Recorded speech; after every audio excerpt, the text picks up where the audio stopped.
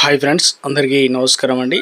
ఇప్పుడు అందిన వార్త రాష్ట్ర ప్రభుత్వ ఉద్యోగులకు సంబంధించి నేడు తాజా సమాచారం. ఈ వీడియోలో వచ్చేసి 2 నుంచి 3 అప్డేట్స్ అయితే ఉన్నాయన్నమాట. తేదీ చూసుకున్నట్లయితే జూన్ 4వ తారీఖు 2026 అండి. చివరి వరకు చూడండి, అర్థమవుతుంది. మొదటిసారి ఛానల్ వస్తే తప్పకుండా సబ్స్క్రైబ్ చేసుకోండి. చూస్తున్నారు కానీ లైక్ చేయడం మర్చిపోతున్నారు. వెంటనే లైక్ చేయండి. వీడియోలోకి అయితే వెళ్ళిపోదామండి. మొట్టమొదటి అప్డేట్ అయితే ఇవ్వడం జరిగిందండి. ఇక్కడ వచ్చేసి రాష్ట్రంలో ఇక ప్రస్తుతం అంటే ప్రభుత్వం టీచర్లుగా పనిచేస్తున్నటువంటి వారికి ఏడాదికి 2 సార్లు ప్రత్యేకంగా ఉపాధ్యాయ అర్హత టెట్ పరీక్షలు నిర్వహిస్తున్నారన్నమాట. గతంలో ఒకేసారి అయితే ఉంది అందరితో పాటు. అయితే ఈ మేరకు ప్రభుత్వం కీలక నిర్ణయం తీసుకుంది. దీనిపైన విద్యాశాఖ కార్యదర్శి యోగి రాణా బుధవారం అయితే కీలక ఉత్తర్వులు అయితే ఇవ్వడం జరిగిందనమాట. ప్రస్తుతం డిఈడి బీఈడి పూర్తి చేసి డిఎస్సి ద్వారా టీచర్ ఉద్యోగాలు పొందాలన్న అభ్యర్థుల కోసం కాంగ్రెస్ ప్రభుత్వం వచ్చిన నాటి నుంచి ఏటా 2 సార్లు టెట్ నిర్వహిస్తున్న విషయం అందరికీ తెలిసిందే. ఇక ఇన్ సర్వీస్ టీచర్లు కూడా వచ్చే 2 నెలల్లో టెట్ పాస్ కావడం తప్పనిసరి అని సుప్రీంకోర్టు 2025 సెప్టెంబర్లో తీర్పు అనేది ఇవ్వడం జరిగింది. సో ఇటీవల దాన్ని మరో ఏడాది కూడా పొడిగించింది. అంటే 2028 ఆగస్టు నాటికి ఉత్తీర్ణత కావాల్సి ఉందన్నమాట.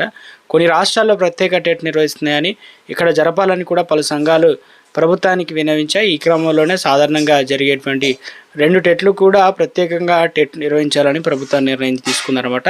అదేవిధంగా 2026 జనవరిలో జరిగినటువంటి టెట్కు కేజీబీపీలు తదితర ప్రభుత్వ ఏదైతే విద్యా సంస్థలో కాంట్రాక్టు విధానంలో పనిచేసే వారు కూడా దాదాపు 65,605 మంది హాజరు కావడం జరిగింది. ఇందులో వచ్చేసి 37,893 మంది ఉత్తీర్ణులు అయితే అయ్యారనమాట. ఇంకా 30,000 మంది వరకు కూడా ఇన్ సర్వీస్ టీచర్లు టెట్ లేదని చెప్పేసి విద్యాశాఖ వర్గాలు అయితే చెప్తున్నాయి.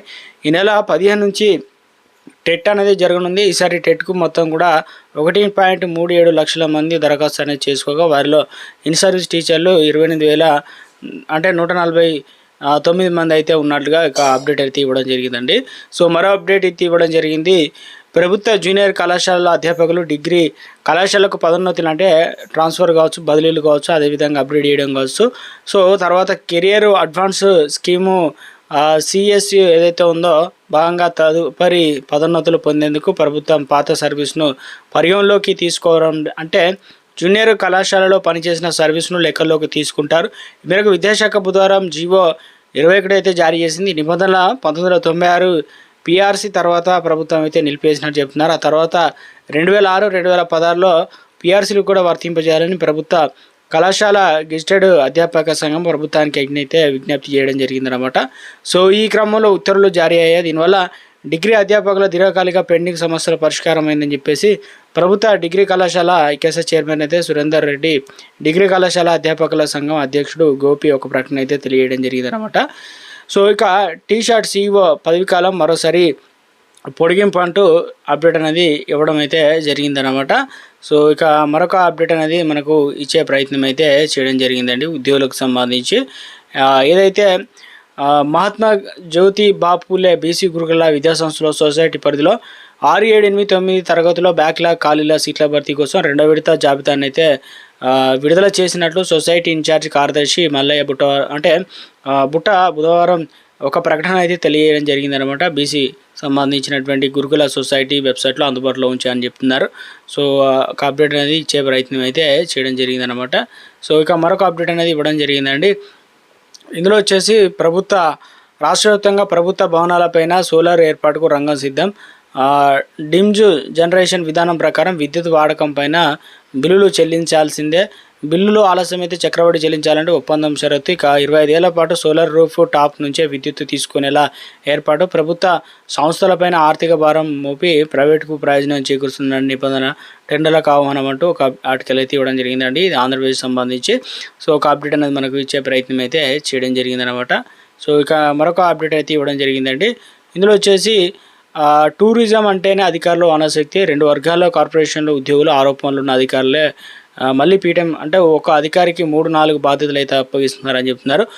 రాష్ట్ర పర్యాటక అభివృద్ధి సంస్థలో డిప్యుటేషన్ మీద పనిచేసేందుకు అధికారులు ఎవరు కూడా ముందుకు రావడం లేదండి. కార్పొరేషన్ అంతర్గత విభేదాలు, ఆధిపత్య పోరు టూరిజం కార్పొరేషన్ అంటే ఇతర శాఖల అధికారులు భయపడుతున్నారని, కొన్ని నెలల క్రితం కార్పొరేషన్ డిప్యుటేషన్ కింద పనిచేసేందుకు అధికారులు కావాలని ప్రభుత్వానికి ప్రతిపాదన పంపింది. ఇక్కడ పనిచేసేందుకు 2 నెలల క్రితం ముందుకు వచ్చిన ప్రభుత్వ ఉద్యోగులు, లెక్చరర్లు కార్పొరేషన్ అంతర్గత పోరును వెనుకడుగు వేసినట్లుగా ఒక అప్డేట్ అనేది రావడం జరిగిందనమాట. సో మొత్తం మీద అయితే ఒక అప్డేట్ అనేది ఇచ్చే ప్రయత్నం అయితే చేయడం జరిగిందండి. సో ఇక మరొక అప్డేట్ అనేది ఇవ్వడం అయితే జరిగిందనమాట. మరోసారి సిఎస్ పదవి కాలం పొడిగింపు అనమాట. రాష్ట్ర ప్రధాన కార్యదర్శి రామకృష్ణారావు పదవి కాలాన్ని మరోసారి పొడిగించాలనే యోచనలో రాష్ట్ర ప్రభుత్వం ఉన్నట్లు తెలుస్తుందన్నమాట. సో ఈ మేరకు నెలాఖరులో సిఎస్ పదవికి విరమణ చేయాల్సి అయితే ఉంది. ఈ నేపథ్యంలో ఆయన పదవి కాలాన్ని పొడిగించబోతున్నట్లు కోరుతున్నట్లు ఒక అప్డేట్ అనేది ఇవ్వడం అయితే జరిగిందండి ఉద్యోగులకు సంబంధించి. సో ఇక మరొక అప్డేట్ అనేది మనకు ఇచ్చే ప్రయత్నం అయితే చేశారు. పీఆర్సీకి సంబంధించి ఒక అప్డేట్ అయితే ఇచ్చారు. ఉపాధ్యాయ సమస్యలను పరిష్కరించేందుకు ముఖ్యమంత్రి సానుకూలంగా ఉన్నారని, త్వరలోనే పీఆర్సీ ప్రకటించే అవకాశం ఉందని చెప్పేసి తెలంగాణ పెన్షన్ల సంఘం. సో ఇక ప్రభుత్వం వెంటనే కూడా ఉద్యోగులకు ప్రయోజనాలు నష్టం కలగకుండా తాను అండగా ఉంటానని చెప్పేసి హెల్త్ కార్డుల విషయంలో కూడా ఎవరో ఆందోళన చెందాల్సిన అవసరం లేదని చెప్పేసి ముఖ్యమంత్రి హామీ ఇచ్చినట్లుగా ఈ నెల 12న హెల్త్ కార్డులు లాంఛనంగా ప్రారంభించేందుకు సీఎం సిద్ధంగా ఉన్నారంట ఆయన తెలిపారనమాట.